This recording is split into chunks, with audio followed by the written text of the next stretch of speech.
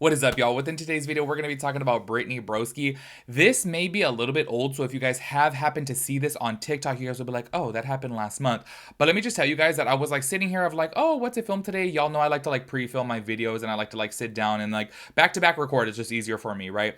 So I was scrolling through like my saved like TikToks and like my screenshots and all that stuff. Y'all know I'm messy as hell, so I got myself a little photo album of just like, tea to talk about, obviously, for this channel. Well, I had stumbled across this TikTok that I saved all the way from May 15th. And y'all, I was like, oh, why didn't I ever talk about this before? It has to do with Brittany Broski being called out because her former manager stitched one of her TikToks and was calling her out. And then I went to go back to that, y'all, because I was like, I'm a little bit confused about the situation here. Because why is her ex manager calling her out? And then I Googled it, and there's like a full article of some drama that happened in 2020 between the manager and Brittany Broski. But you know, it's really weird. At the time of me filming this video, she actually deleted the whole TikTok, which was so crazy because I specifically remember this TikTok having like a lot of views. I want to say millions at the time that I had seen it. So I'm a little bit confused as to why she deleted it.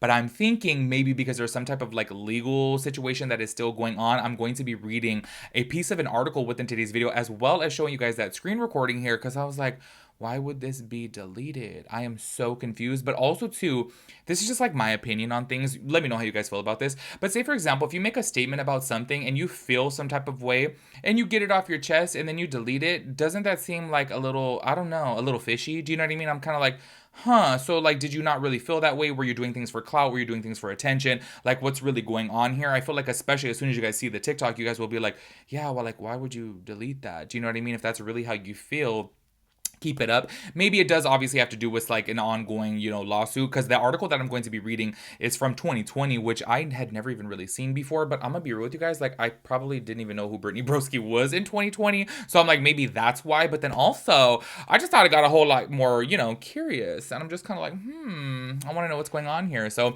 that's what we're gonna be talking about within today's video. If you guys are interested, of course, go ahead and give it a big thumbs up, and let me shut up and let's get into it. So I'm gonna start this video off by playing the now deleted TikTok by Brittany Broski former manager. Her name is Ariadna. I think that's how you pronounce it. Jacob. And y'all, I'm just so curious as to why she would delete this. Like, as soon as you guys see it, like, you're gonna be like, okay, yeah, like, if you feel like that, like, why would you delete this? You know what I mean? Because basically within this TikTok, she's like saying, oh, she feels like Brittany Broski is like addicted to the fame and she's addicted to the numbers and she's like, aligning herself with elitism and things like that. And I'm just kind of like, okay, girl, if that's how you feel, then stand on it. Don't go and delete it. Do you know what I mean?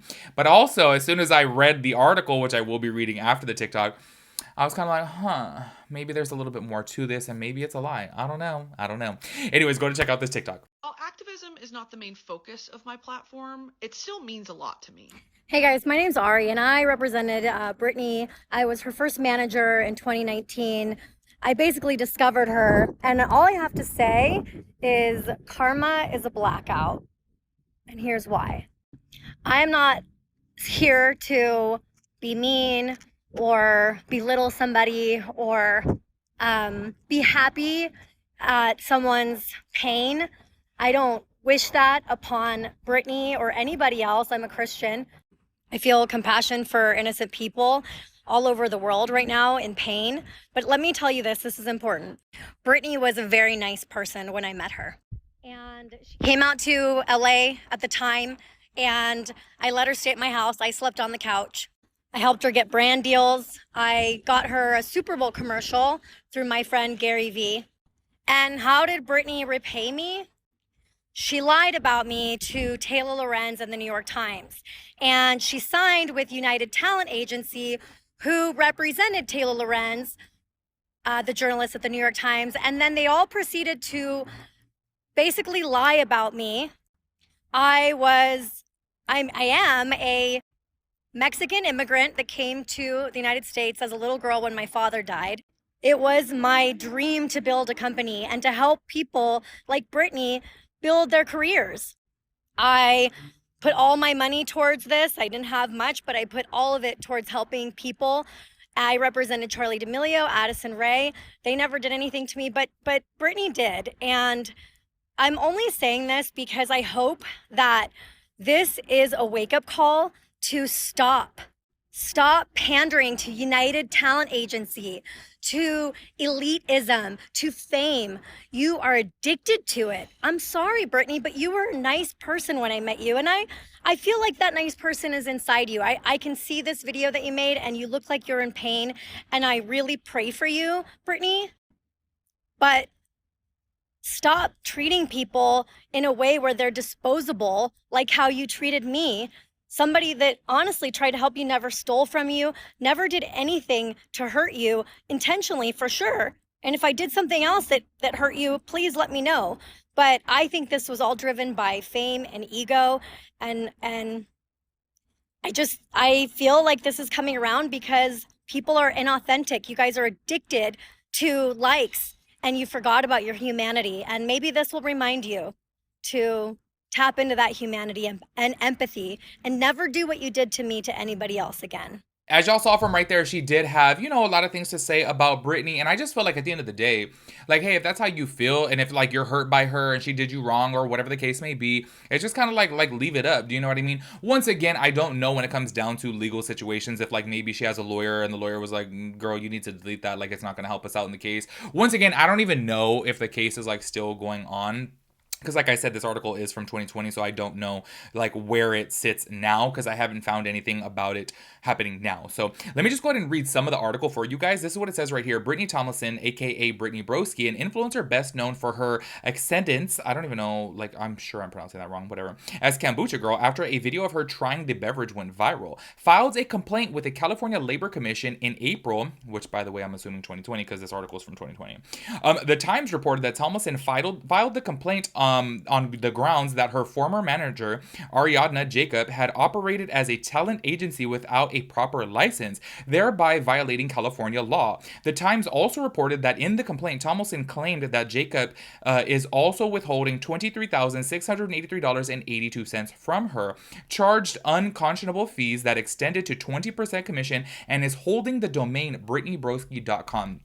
I don't know if I'm crazy, y'all. I was like, let me type in BrittanyBroski.com, and it's like, there's nothing to it. So I would think, obviously, if Brittany wanted to have that website, then I would say that the girl is still holding the rights to that domain, because I would think, obviously, by now, 4 years later, that you would have access to it if the case was settled. That's what I'm thinking. I'm like, I wonder if this is an ongoing case or like what's going on here. Or maybe she just gave up on having her own website. But I feel like somebody as popular and famous as Brittany Broski, like she would probably want to have her own, website. So just in case she ever does like live tours or if she's doing merch, like things like that, So anyways, moving on here. Tomlinson told The Times that Jacob, who founded and runs talent management firm Influences, reached out to Tomlinson after her famous kombucha video went viral, asking if she had made any money from it. She said that Jacob told her that if she signed a contract, Jacob could get her a deal with a kombucha brand. The Times reported that Tomlinson first signed a non-exclusive contract in August of 2019, but 1 month later signed an exclusive contract.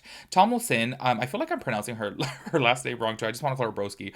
Tomlinson told The Times that Jacob hosted Tomlinson in her Los Angeles apartment in September 2019, buying her food and helping her network. When Tomlinson moved to Los Angeles in December, The Times reported that she picked up brand deals with companies like FabFitFun. Later, she famously appeared in a Super Bowl Sabra hummus commercial alongside TikTok's biggest star, Charli D'Amelio. Oh my God. Okay, no, I did know who she was in 2020. Now that I just thought about that, because I specifically remember seeing her inside, I want to say in 2020, was it also when that guy with the cranberry juice and the like oh my gosh, what's the name of that? The Stevie Nicks song, was that also the same year that the Super Bowl had like him in it too? Because I feel like I do remember seeing this commercial and I was like, oh my God, they put a whole bunch of TikTokers in like Super Bowl commercials, which was so crazy to me. So now that I read that, I'm like, oh my gosh, maybe I did know who she was in 2020. But any which ways, y'all, so this girl right here apparently got her all these brand deals, so maybe she feels some type of way. You know what? I'm gonna keep this. Is just my opinion.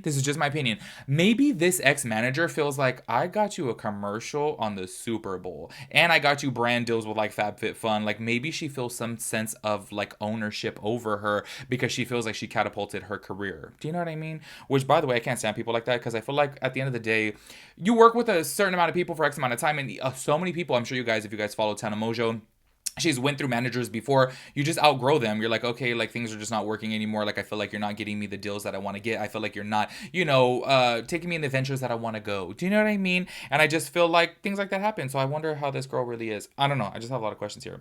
Then, as Thomason told the Times, she realized in January that she hadn't been paid since the previous Halloween. After reaching out to brands she worked with and learning that she was owed thousands, she filed the complaint with the California Labor Commission.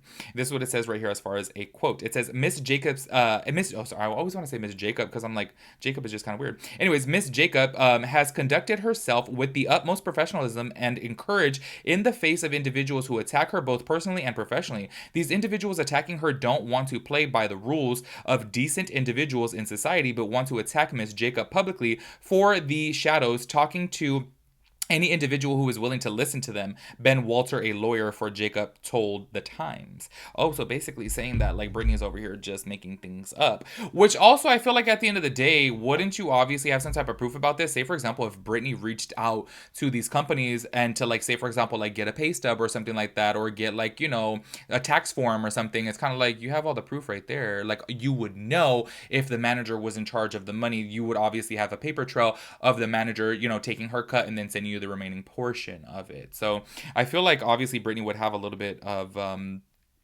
proof about this. The Times article also included scores of other mismanagement allegations against Jacob, including that she started numerous TikTok collab houses only to leave them without Wi-Fi and consistent utility bills. So yeah, that is it. There's actually normally when I read when I read old articles, they'll have updates to it and it'll be like updated and have a timestamp of when they last updated it. This is still saying from 2020. So there is no new information about this.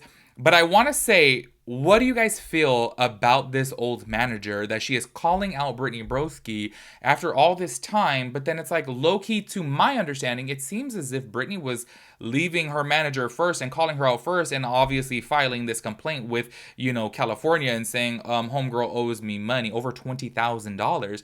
So to me, I'm just kind of like, doesn't it, in my opinion, doesn't it kind of seem like the manager, I don't know, I feel like low-key she's kind of like clout chasing? Because it's like, girl, you're probably over here trying to jumpstart your new business or whatever, and it's just kind of like you're using Britney's name, in my opinion, to just go ahead and be like, okay, let me call her out and say this, and this, and then that's why she deleted the video.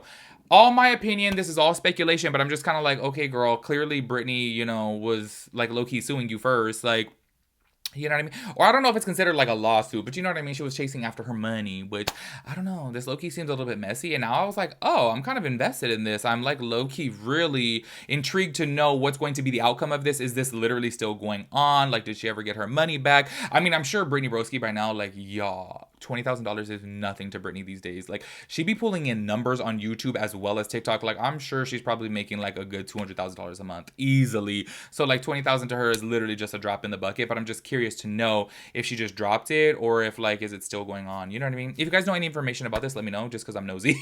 And make sure you guys let me know your thoughts and opinions about everything. I'll catch you guys in the next one. Peace out, Girl Scout.